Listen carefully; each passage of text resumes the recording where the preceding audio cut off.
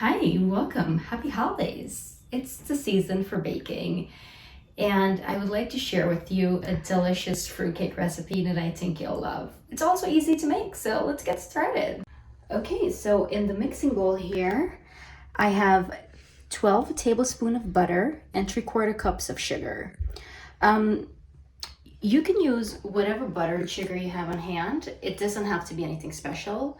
But one tip I will give you here is use room temperature butter in eggs. Okay, so next will be this mixture for about 5 to 7 minutes until it's light and fluffy. Okay, so after about 5 minutes, this is what the mixture looks like. It's light and fluffy. The next step is we need to add in 3 eggs. You add in one at a time. I also splashed in a little bit of vanilla in here. Okay, so next we're gonna add our spices. I have half a teaspoon of ground cinnamon, a 1/4 teaspoon of nutmeg, and 1 lemon. We'll add the zest of 1 lemon. And if you don't have lemon, you can also use orange, or you can use a combination of both. You need about 1 teaspoon of citrus zest. Okay, so now we're starting with the fruit part of the fruitcake. In this food processor, I have half a cup of dry cranberries, half a cup of raisins, and a 1/4 cup of dried prunes. So you can substitute the dry cranberries for cherries if you don't have cranberries on hand. And the prunes, it's just an additional fruit that I like to add. It's not necessary, so that can be omitted if necessary. To this dried fruit, I'm adding 1 cup of hot milk. I added the milk in this glass mixing bowl and put it in the microwave for about 2 minutes. And you want to pour this right over the fruit and let it sit for about 5 minutes so it can soften it before blending. Okay, so this is the final ingredients for finishing up the fruitcake. In here, I have 1.5 cups of all-purpose flour plus 1.5 teaspoons of baking powder. This is our fruit ground up with the milk mixture. And this is our butter, eggs, and spice mixture.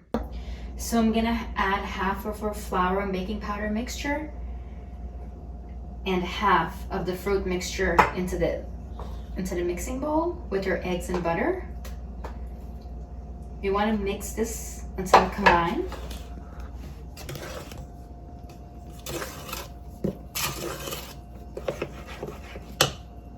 Okay, and finally, the remaining of our flour and baking powder mixture and our fruit, and mix to combine. So this is what the cake mixture looks like after everything is combined. Okay, exciting, we're almost there. So I have an 8-inch cake pan that I've buttered and floured, and now we're going to pour our delicious batter in, getting it ready for the oven. This is what our cake batter looks like right before we put it in the oven. You want to give it a tap or two to make sure the air bubbles comes out. The kitchen smells amazing. Our cake's been baking for an hour now at the 350 degrees in a preheated oven, and it is ready to come out. Let's take a look. Okay, we're gonna get it out and let it sit for 5 minutes, and then we'll remove it from the pan and I will show you guys the final product. Okay guys, quick tip to tell if your cake is ready to come out the oven.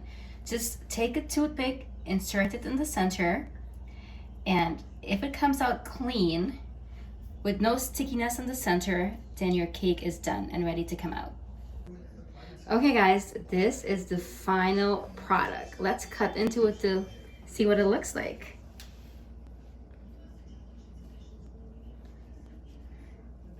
Can you see how soft it is when you're cutting into it? It's still very, very hot. You can see the smoke coming up. Okay.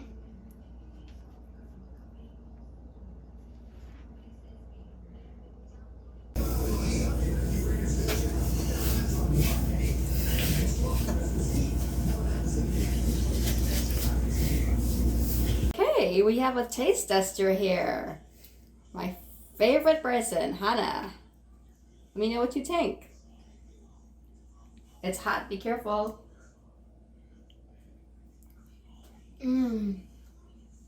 Glad you like it. Okay, thanks for watching, guys. Bye.